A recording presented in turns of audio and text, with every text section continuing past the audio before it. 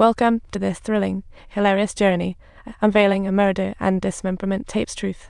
The pastor's bizarre behavior pushed his wife over the edge, leading her to team up with a guy named Mus to take him out tonight. They planned to kill the pastor, seize his ill-gotten gains, and live happily. She spilled the beans as she didn't plan on any survivors. But when she got home, surprise.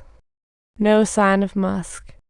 Little did she know, Musk was already sent to the loo by Charlie and the gang. Since Musk was MIA, she wrongly assumed Charlie and the gang had made off with the pastor's $2 million and threatened them to spill the beans. Seeing them not playing ball, the pastor's wife went for the kill, only for Josie to make a grand entrance at that moment. As a result, Josie sent her to meet the Grim Reaper on the spot, leaving the three of them with no way back.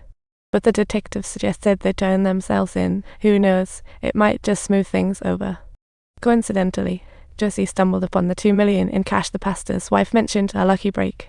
But Charlie was still bent on turning. He'd rather sit in jail than pick between cash and conscience. He wanted to spend time with his wife and daughter. Now, should we deal with Josie's body, right? Oh, and let's thank her, she's the only witness to our innocence. Way to go. Out of nowhere, they heard the detective calling for help, and he had snuck away. The dam rushed to drag him back in. Just when they were ready to leave, the detective claimed he needed to use the bathroom, a classic get-out-of-trouble. Naturally, they didn't give him a hard time, he just wanted a chance to escape. Then Charlie made a discovery. He realized Gus had purchased a ticket for the next morning. Oh boy. Gus had been playing them all along. Furious, Charlie confronted Gus and demanded an explanation. Gus reluctantly revealed the truth. Turns out he had no daughter and owed $300,000 to his ex-wife, being chased by the law, afraid to contact her. He didn't tell them because he knew they wouldn't help him anyway. Suddenly, noise came from the bathroom, and the three rushed in, only to find the detective had taken a tumble. Now, Charlie's hopes of turning himself in were dashed. Doing so would lead to only one ending death.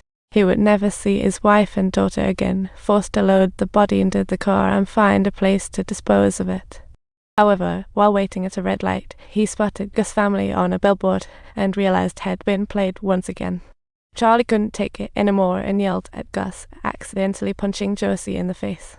This nearly caused a crash with another vehicle, after which a chubby driver approached them. What a comical accident. Gus just wanted to shoo the driver away, but he insisted on calling the cops. In the end, Gus handed the driver some cash, and he finally took a hint. But then he noticed the suitcases in the trunk and joked about it.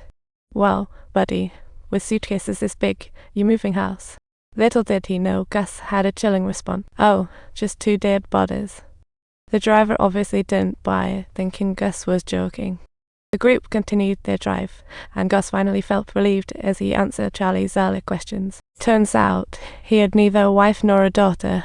He was just a pro-con artist, who had even served time.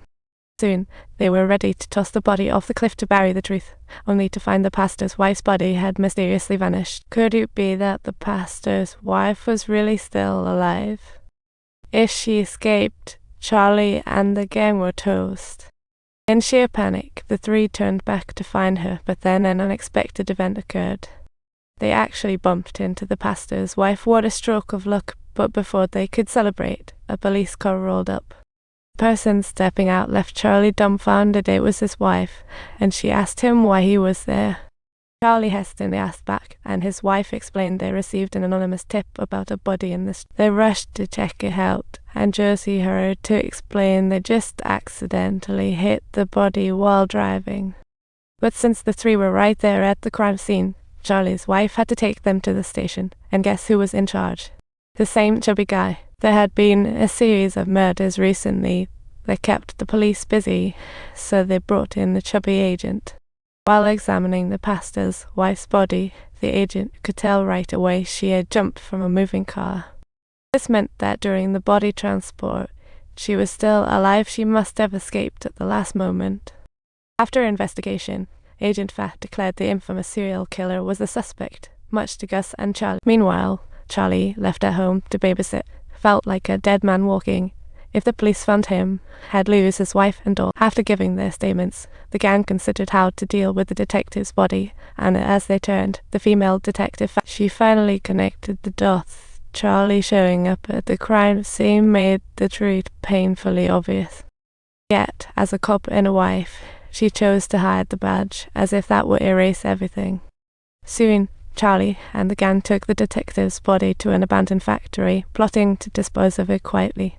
However, as they prepared to handle the body, Agent Fat suddenly showed up. Turns out he knew everything from the beginning. Charlie and Gus were internally screaming this was going to be a battle for survival. Don't forget to subscribe.